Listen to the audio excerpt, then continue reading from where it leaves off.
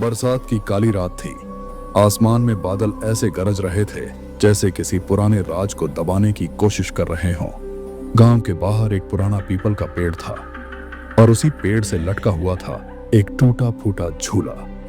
गांव वाले उसे श्रापित झूला कहते थे जो भी रात में उस झूले पर झूला वो फिर कभी पहले जैसा नहीं रहा। अमन शहर से पढ़ाई पूरी करके कई साल बाद अपने गांव लौटा था। बचपन में वो और उसके दोस्त उसी पीपल के पेड़ के पास खेला करते थे। अरे वो झूला अब भी है? अमन ने मुस्कुराते हुए पूछा। गांव का बूढ़ा चौकीदार तुरंत बोला, बेटा सूरज ढलने के बाद उस तरफ मत जाना, वो झूला अब किसी बच्चे का नहीं रहा। अमन ने बात को मजाक समझा। उस रात तेज बारिश हो रही थी।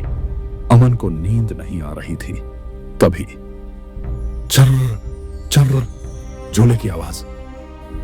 अमन चौंक गया। खिड़की से देखा पीपल के पेड़ के नीचे झूला अपने आप हिल रहा था। हवा नहीं, उस तरफ हवा चल ही नहीं रही थी। अमन बाहर निकल आया। बारिश में भीगता हुआ वो झूले के पास पहुंचा। अचानक एक बच्चे की हंसी। अमन ने चारों ओर देखा, कोई नहीं, लेकिन झूले पर एक छोटी लड़की बैठी थी। सफेद कपड़े, गीले बाल और चेहरे पर डरावनी मुस्कान। अमन पीछे हटने लगा। तभी लड़की बोली, भैया मुझे झुला दो ना। अमन का गला सूख गया। उसे याद आया सालों पहले गांव में एक बच्ची की मौत हुई थी, वहीं झूले से गिरकर, और उसके बाद झूला कभी इस्तेमाल नहीं हुआ। लोग कहते थे उस बच्ची की आत्मा उसी झूले से बंध गई है। अचानक झूला तेजी से हिलने लगा। पीपल के पत्ते खड़खड़ाने लगे। बच्ची की आंखें काली हो चुकी थीं। अब मेरी बारी खत्म, अब तुम्हारी। अमन चीखना चाहता था लेकिन आवाज नहीं निकल रही थी। झूले की रस्सियां अपने आप बढ़कर अमन को जकड़ने लगी।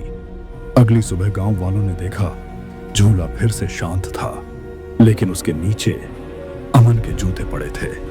उसके बाद से हर बारिश की रात उस झूले पर पैकी एक आदमी और एक बच्ची और साथ झूलते दिखाई देते हैं, और जो सुन ले उसकी हंसी वो अगली रात झूले के पास जरूर जाता है।